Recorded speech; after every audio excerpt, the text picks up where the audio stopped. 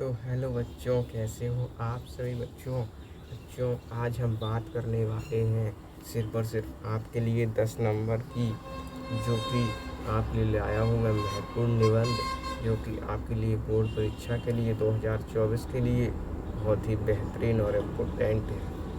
तो बहुत बहुत स्वागत करता हूँ आप सभी का हिंदी मीडियम के इस नंबर 1 चैनल विकास विधि क्लास 525 पर। तो बच्चों, ये जो निबंध हैं सारे के सारे इम्पोर्टेंट हैं और 10th और 12th के लिए, ठीक है। तो चलिए जल्दी से जुड़ जाइए बच्चों, उसके बाद हम लोग शुरुआत करते हैं।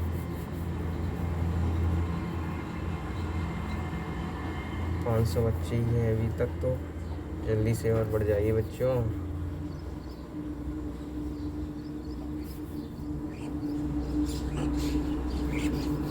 चलिए बच्चों, कोई बात नहीं, आप सभी लोग तैयार हैं तो चलिए शुरू करते हैं। कौन कौन तैयार, जल्दी से कमेंट करके बताइए।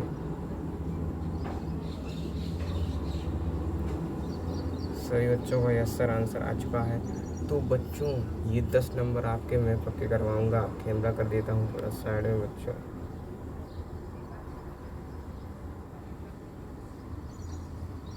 कैमरा कर देता हूँ इधर साइड, जिससे आपको सब कुछ स्पष्ट भी दिखाई देगा। तो चलिए बच्चों,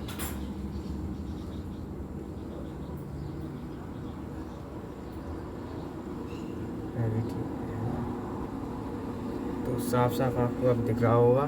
तो देखिए, तो 5 नंबर सबसे महत्वपूर्ण निबंध लेकर आया हूँ, ऐसे वैसे नहीं है। तो देखिए बच्चों, ये सारे निबंध आपके लिए मोस्ट इम्पोर्टेंट हैं, इसलिए मैं आपके लिए लाया हूँ। तो आइए और समझते हैं, इसको जानते हैं।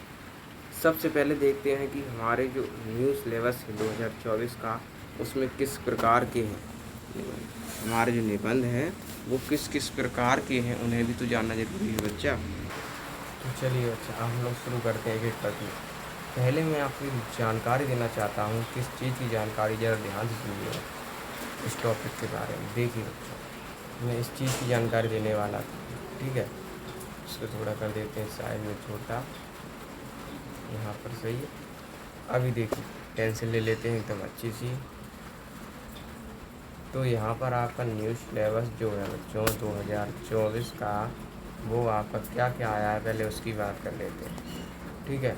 जैसे कि निबंध रचना, यानी 12th क्लास की पहले बात करेंगे, फिर 10th क्लास की बात कर लेंगे, ठीक है। जैसे 12th क्लास में किस पर आया, वैज्ञानिक, सामाजिक, धार्मिक, सांस्कृतिक, आर्थिक समस्या एवं जनसंख्या एवं स्वास्थ्य शिक्षा, इन पर किसका आया है 12th क्लास का।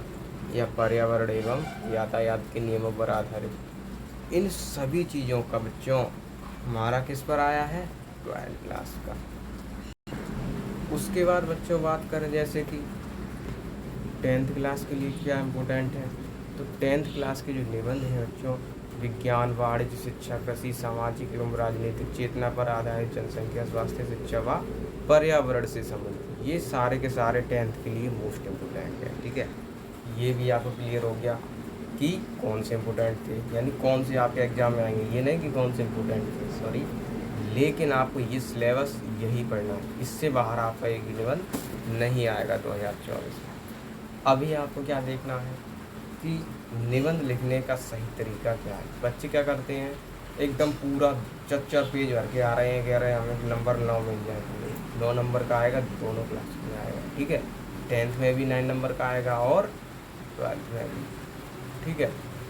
और साथ ही बच्चों क्या है, इसमें एक सही फॉर्मेट से लिखेंगी तभी हमें 9 नंबर मिलेंगे। यहाँ पर अगर हम लोग ऐसी निबंध, जैसे निबंध का मतलब क्या होता है, पहले प्रस्तावना लिखो, उसके बाद बहुत सारी हेडिंग थोड़ी बहुत सारे लेवल की 3-4 हेडिंग बना दो, उसके बाद उपसंहार लिखो, यही इसका सही फॉर्मेट है।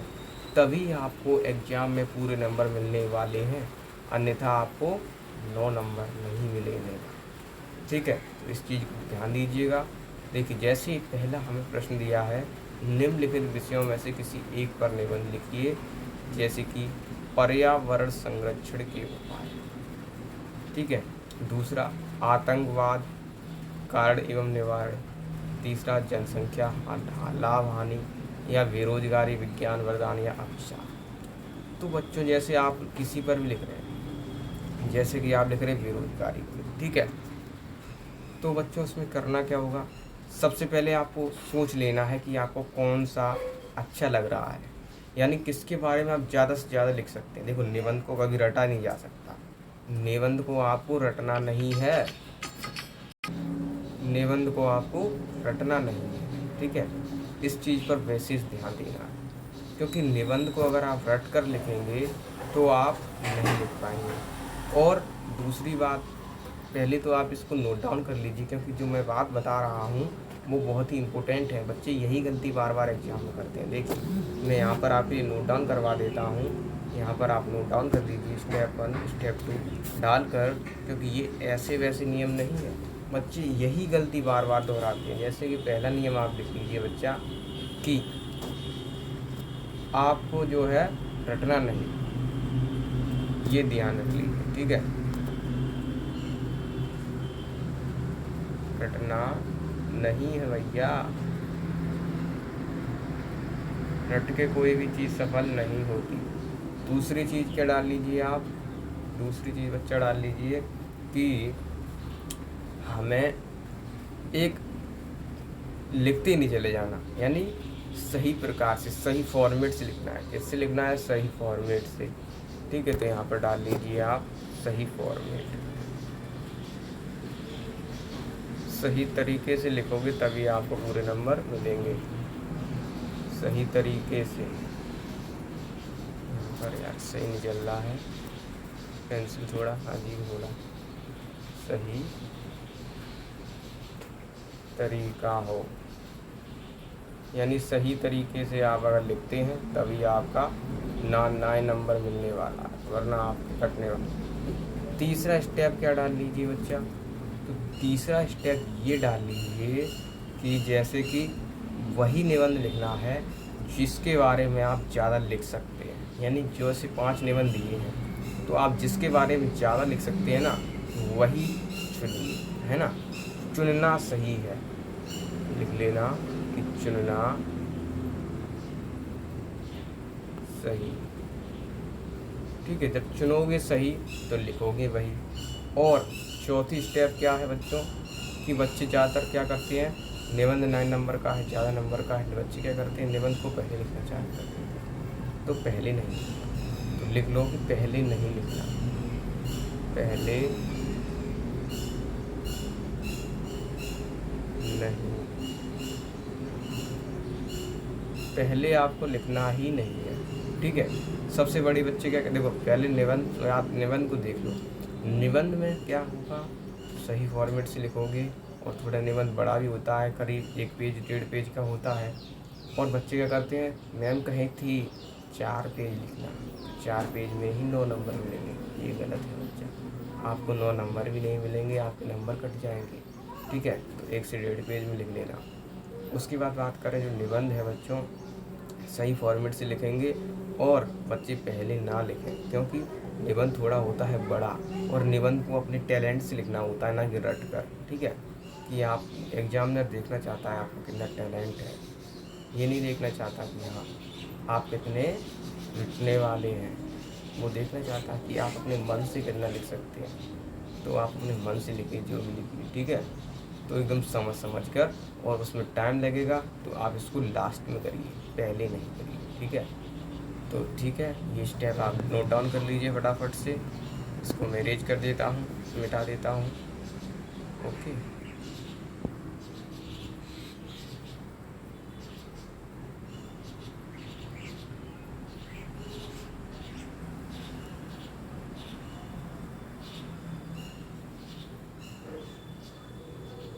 लीजिए मिट गया। अब देखते हैं, जैसे कि मान लीजिए हमने कौन सा चुना था, बेरोजगारी।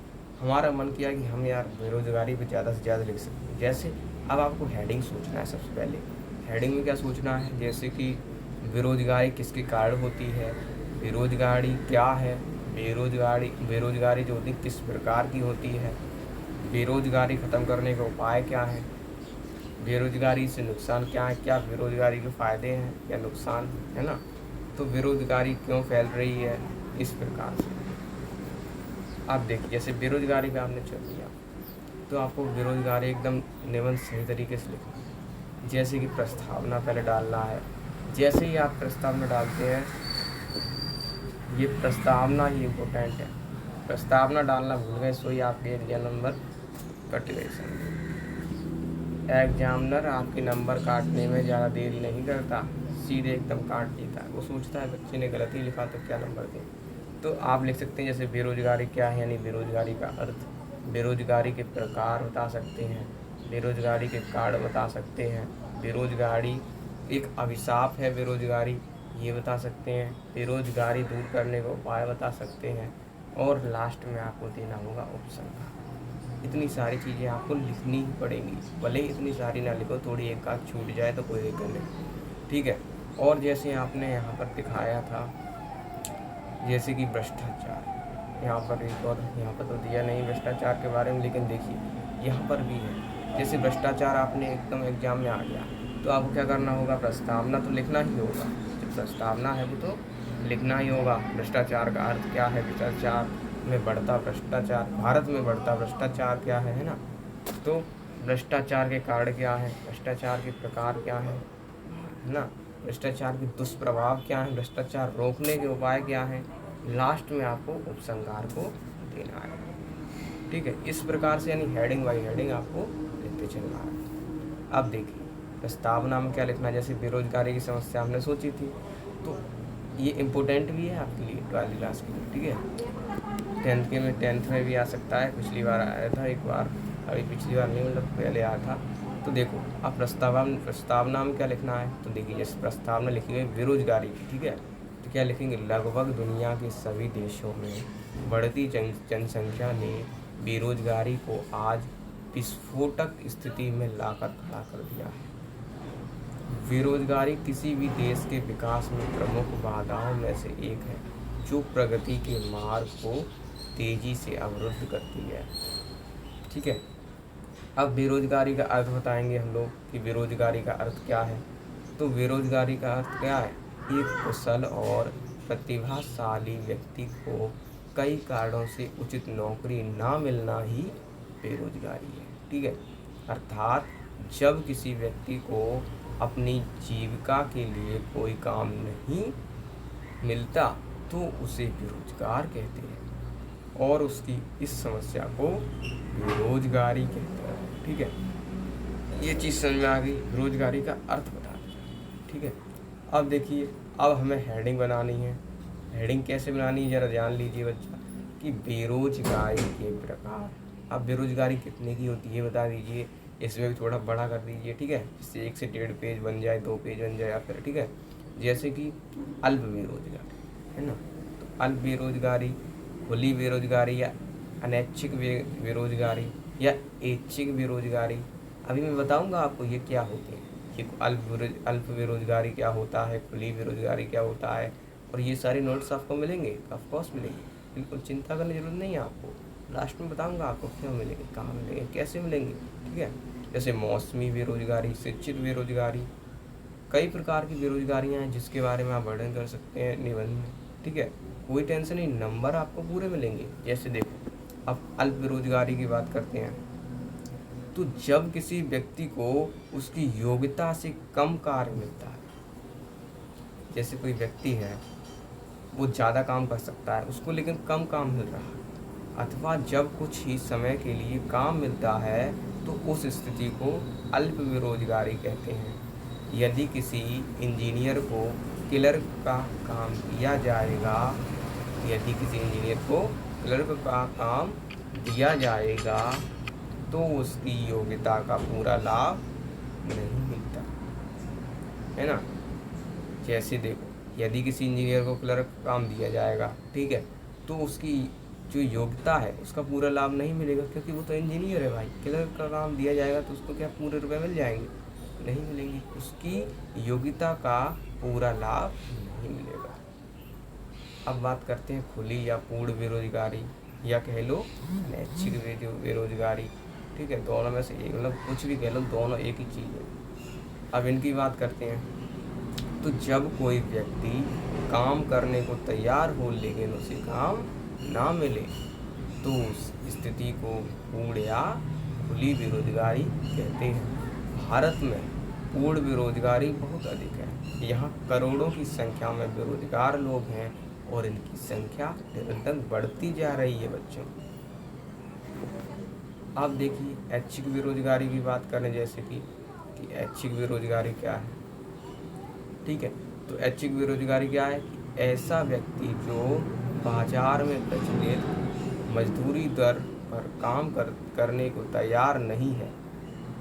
ऐच्छिक बेरोजगारी क्या है कि ऐसा व्यक्ति जो बाजार में प्रचलित मजदूरी दर पर काम करने को तैयार नहीं है। यानी देखिए बाजार में कोई काम है या कहीं पर भी है, वहाँ पर आपको मतलब कहीं पर नहीं, सिर्फ और सिर्फ बाजार में। ठीक है, बाजार में किसी मजदूर को 300 रुपये मिलते हैं या 1000 रुपये मिलते हैं और कोई भी दूसरा व्यक्ति है उसको उससे कहता है कि वहाँ बाज़ार में तो 1000 मिलते हैं, यहाँ पर मैं आपको काम करने की दर केवल और केवल 700 रुपये दूँगा। तो वह क्या करेगा? नहीं, मना कर देगा। तो ऐसे ही बहुत सारे बेरोजगार हैं, है ना। तो वही चीज़ है, कोई ऐसा व्यक्ति जो बाज़ार में प्रचलित मजदूरी दर पर काम करने को तैयार नहीं है, अर्थात वह ज़्यादा मजदूरी की मांग कर रहा है और ज़्यादा मजदूरी मिल नहीं रही है, इस कारण वह बेरोजगार है। भाई जिसको जितनी मजदूरी चाहिए उसको नहीं मिल रही तो वो काम कैसे करेगा? काम नहीं करेगा तो बेरोजगार है ना। अब बात करते हैं मौसमी बेरोजगारी की। तो जैसे फसल काटते समय मजदूरों को रख लिया जाता है तब तो वो मजदूर हैं, लेकिन जैसी फसल कट गई फिर वो बेरोजगार है ना। ऐसे ही भवन निर्माण के समय मजदूर रख लिए जाते हैं। यानी जब भवन यानी घर बनवाया जाता है तो बहुत सारे मजदूर आते हैं, है ना। तो और क्या होता है फिर बाद में भी बेरोजगार हो जाते हैं, यानी काम खत्म बेरोजगार हो गए, है ना। अर्थात जब किसी व्यक्ति को वर्ष के कुछ ही महीनों के लिए काम मिलता है और शेष समय में वह बेकार रहता है, जो उस स्थिति को मौसमी बेरोजगारी कहा जाता है। ये भी समझ गए आप। अब शिक्षित बेरोजगारी सिंपल है कि शिक्षित बेरोजगारी शिक्षित या पढ़े लिखे लोगों में होती है, क्योंकि ये लोग शिक्षित नौकरी ही चाहते हैं, लेकिन नौकरियां की संख्या इतनी अधिक नहीं है कि सभी को नौकरी दी जा सके। इस कारण भारी संख्या में शिक्षित लोग बेरोजगार हैं बच्चों, बहुत सारे कई बेरोजगार है ना। आपने भी देखे होंगे आप अपने आस पड़ोस में। आप बेरोजगारी के कारण की बात कर लेते हैं कि क्या है बेरोजगारी के कारण। तो जनसंख्या वृद्धि, जनसंख्या अधिक मात्रा में हो रही है ना। दोषपूर्ण शिक्षा प्रणाली, नए रोजगारों की कमी, निर्धनता, गरीबी यानी कि है ना, कृषि क्षेत्र का पिछड़ापन, मशीनीकरण, यानी मशीनीकरण भी यहाँ पे बहुत आगे। अब जनसंख्या वृद्धि की बात करें तो तेजी से बढ़ती जनसंख्या बेरोजगारी के प्रमुख कारणों में से एक है। देश की जनसंख्या जिस गति से बढ़ रही है ना, उस गति से उद्योग, नौकरियां और राष्ट्रीय आय में वृद्धि नहीं हो रही है, जिसके कारण बेरोजगारी बढ़ रही है ना। तो आगे है दोषपूर्ण शिक्षा प्रणाली। तो किसी भी देश की शिक्षा प्रणाली उस देश के सामाजिक, आर्थिक और राजनीतिक स्तर पर अपना प्रभाव डालती है। बेरोजगार की समस्या को एक प्रमुख कारण दोषपूर्ण शिक्षा प्रणाली है। दोषपूर्ण शिक्षा प्रणाली से मतलब शिक्षा का अभाव यानी अशिक्षा से है। यही कारण है कि भारत में बेरोजगारी जैसी समस्याएं उत्पन्न हो रही है। भैया उत्पन्न तो होंगी, सिंपल सी बात है।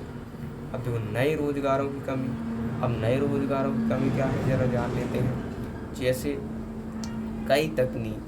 कई तकनीकी समस्याओं और बढ़ती जनसंख्या के कारण रोजगार का अवसर नहीं बढ़ पा रहे। यानी कहना क्या चाहता है, नए रोजगारों की कमी क्या है इसमें कि कई तकनीकी समस्याओं हैं जो तकनीक से ही हो सकती है बच्चों, है ना। तो कई तकनीकी समस्याओं और बढ़ती जनसंख्या के कारण रोजगार का अवसर नहीं हो पा रहे। यानी जो ऐसी समस्याएं हैं बच्चों जो तकनीक से हो जाती हैं, अब रोजगार उसको नहीं कर रहे हैं। पहले क्या होता था, हर एक चीज़ रोजगार करता था, अब थोड़ी ना कर रहा है। तो अतः लोगों को पर्याप्त रूप से रोजगार उपलब्ध नहीं हो पाते, क्योंकि रोजगार बढ़ नहीं रहे हैं। ठीक है, अब बेरोजगारी दूर करने के उपाय बच्चों क्या है ये भी जान लेते हैं। कुछ तो उपाय होते ही हैं, जान लेते हैं। जैसे बेरोजगारी को संपूर्ण रूप से दूर तो नहीं किया जा सकता, सही दिशा में कुछ प्रयास करने से वो कम हो सकती है। सबसे पहले हमें जनसंख्या को काबू करना हो, है ना। जनसंख्या काबू करने के लिए हमें खुद से जागरूक होना पड़ेगा। सरकार को छोटे छोटे बिजनेस को बढ़ावा देना होगा। इसके लिए कई नीति नियम बनाने होंगे। यदि ज़्यादा मात्रा में छोटे छोटे बिजनेस की बढ़ावा दिया जाएगा तो युवाओं को ज़्यादा नौकरियां मिलेंगी।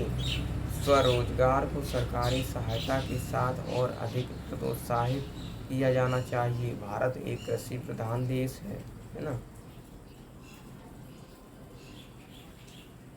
सरकार को प्रत्येक क्षेत्र विशेष रूप से कृषि के सुधार पर ध्यान देना चाहिए। बेहतर सिंचाई सुविधाएं, बेहतर कृषि उपकरण, बहुत फसल चक्रण और फसल प्रबंधन के बारे में ज्ञान के प्रसार पर ध्यान केंद्रित किया जाना चाहिए। हमें अपनी पुरानी शिक्षा नीति को बदलना पड़ेगा। व्यावसायिक तथा तकनीकी शिक्षा पर अधिक जोर देना होगा। भारत सरकार ने बेरोजगारी दर को कम करने के लिए कई कदम उठाए। महात्मा गांधी राष्ट्रीय ग्रामीण रोजगार गारंटी अधिनियम मनरेगा और राजीव गांधी स्वावलंबन रोजगार योजना जैसी योजनाएं भारत में बेरोजगारी की समस्या के समाधान के लिए सरकार द्वारा की गई पहल है।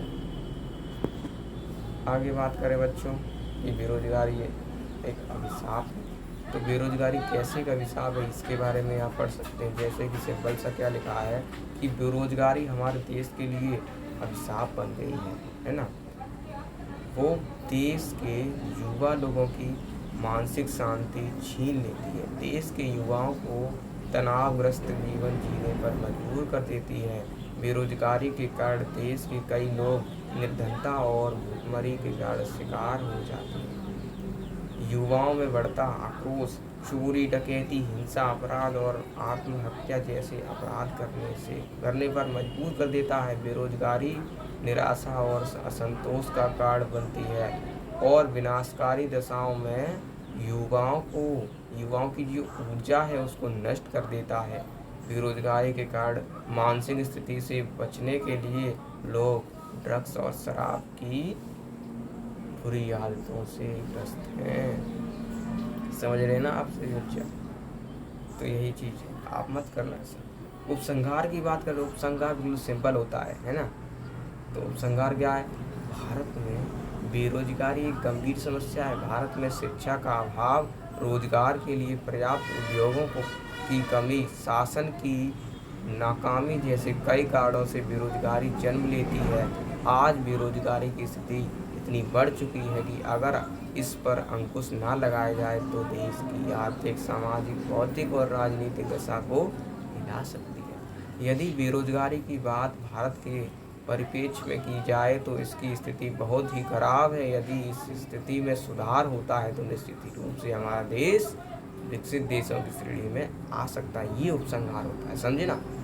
तो ये सारी चीज़ें आपको लिखनी पड़ेगी, तभी आपको 9 नंबर मिलेंगे। लेकिन स्टेप बताए थे ना कि पहले नहीं लिखना, ठीक है। और पैराग्राफ एकदम मतलब ये पैराग्राफ बनाए ना, हेडिंग की तरह से लिखना है। यानी ये नहीं पैराग्राफ की तरह लिखे जा रहे, नहीं, पैराग्राफ से लिखेंगे तो आप फिर आउट हो जाएंगे, है ना। तो हेडिंग की तरह। और यहाँ पर थोड़ा सा बचा हुआ है कि भारत सरकार बेरोजगारी को दूर करने की दिशा में महत्वपूर्ण कदम भी उठा रही है। समय आ गया है कि भारत के लोग सरकार के साथ मिलकर एकता के साथ इस समस्या का सामना करें। देखो, अब आपने एक निबंध को तैयार कर लिया, ठीक है। अब मैं आपको उन महत्वपूर्ण निबंधों के बारे में बताने वाला हूँ जो आपके लिए मोस्ट इम्पोर्टेंट है। तो तैयार हैं आप सभी? जितने भी बच्चे तैयार हैं तो कमेंट करके जल्दी से बता दीजिए कि कौन कौन तैयार है। चलिए देखते हैं कौन कौन तैयार है, जल्दी से कमेंट करके बताइए बच्चा। सभी को देख रहा हूँ मैं। तो सभी बच्चों को yes sir, yes yes sir, yes sir, yes sir, full confidence. वाह क्या बात है बच्चों। तो सभी लोग फुल कॉन्फिडेंस में है। यस सर, अच्छा तो चलिए हम लोग अब शुरू करते हैं, एकदम जानते हैं कौन से इम्पोर्टेंट हैं। देखिए बच्चा, यहाँ पर मैं आपके लिए लाया हूँ सिर्फ और सिर्फ, तो देख सकते हैं सिर्फ और सिर्फ आपके लिए, तो देख सकते हैं सबसे महत्वपूर्ण है आपके लिए है क्या, 10th और 12th के लिए है। तो देखो 12th वाले को इस तरफ लिखा है और 10th वालों का उस तरफ लिखा है। जैसे कि 12th में बात करें तो बेरोजगारी, बेटी बचाओ बेटी पढ़ाओ, आतंकवाद की समस्या और समाधान, पर्यावरण प्रदूषण समस्या और समाधान, ये सारे 12th के लिए मोस्ट इम्पोर्टेंट है बच्चा। बोर्ड एग्जाम 2024 के लिए तो इसको जरूर तैयार कर लीजिए फटाफट से, और अगले सेशन में हो सकता है मैं इस पर भी लिखवा दूँगा आपके लिए, वरना आप तैयार कर लीजिए अपने मन से, लिख कर बहुत प्रैक्टिस कर लीजिए इन पर, और यही इनमें से अलग नहीं आता है। इस चीज़ की मैं गारंटी ले लेता हूँ कि 2024 में इससे बाहर आएगा ही नहीं, ठीक है। तो तैयार कर लेना सारे। 10th के लिए बात करें तो विज्ञान वरदान है या अभिशाप है, तो ये सारे इम्पोर्टेंट हैं आपके लिए। जैसे दूसरा है पर्यावरण संरक्षण के उपाय, तीसरा है आतंकवाद काढ़ एवं निवारण, चौथा है जनसंख्या लाभ हानि, पांचवा है नारी सशक्तिकरण, छठवां मेरा गावी। जैसे कि बच्चों देखो मैं आपको थोड़ा और हिंट दे देता हूँ। देखो जैसे इस पर कौन सा बेरोजगारी एक इम्पोर्टेंट है 12th क्लास में, वो बहुत ही, वैसे तो है ये सारे, आपको सारे तैयार करने हैं, इससे बाहर भी नहीं आएगा, ठीक है। बेटी बचाओ बेटी पढ़ाओ है, आतंकवाद ये भी इम्पोर्टेंट है। उसके बाद बात करें जैसे कि हमारा आ रहा है दहेज प्रथा, ये सारे आपके लिए बहुत इम्पोर्टेंट है। और जैसे 10th में बात करें तो आ सकता है पर्यावरण संरक्षण के उपाय, बहुत ही इम्पोर्टेंट है। उसके बाद नारी सशक्तिकरण आया था इस बार, और मेरा गावी, ये और पर्यावरण की संरक्षण ये भी इम्पोर्टेंट है बच्चा, ये भी इस साल आया था। तो बच्चों ये सारे इम्पोर्टेंट आपके लिए है, ठीक है। तो मिलते हैं नेक्स्ट क्लास में, और मैं आपको ये नोट्स कहाँ मिलेंगे कैसे मिलेंगे, चलिए जल्दी से जानकारी बता देता हूँ, सिंपल से अपने मौके से बता देता हूँ। और बाकी तो आप जानते होंगे, चैनल को सब्सक्राइब किए होंगे तो, और नहीं हो जो भी बच्चे नए हो चैनल को सब्सक्राइब कर सकते हैं, ठीक है। बेल आइकन को प्रेस कर लेना जिससे नोटिफिकेशन लाइव क्लास की आपके पास आती रहे। और देखिए सबसे पहले मौके बता देता हूँ आपको, तो आपको क्या करना होगा, इस वीडियो के डिस्क्रिप्शन में जाना होगा, वीडियो के डिस्क्रिप्शन में जाकर वहाँ पर लिखा होगा फायर बैच को आज ज्वाइन करें, वहाँ पर आपको एक व्हाट्सएप ग्रुप मिलेगा, वहाँ पर ये नोट्स आपको मिल जाएंगे, ठीक है। तो बस वहीं से आप डाउनलोड कर लेना, देख लेना, ओके। और भी बहुत सारे क्वेश्चन आंसर के नोट्स पड़े हुए हैं, तो वहाँ पे आप देख सकते हैं। इम्पोर्टेंट जो क्वेश्चन आंसर है हिंदी इंग्लिश मैथ साइंस सभी के इम्पोर्टेंट क्वेश्चन आंसर मैंने कल ही डाले थे, तो आप वहाँ से जाकर डाउनलोड या देख सकते हैं, ठीक है। मिलते हैं फिर नेक्स्ट क्लास में।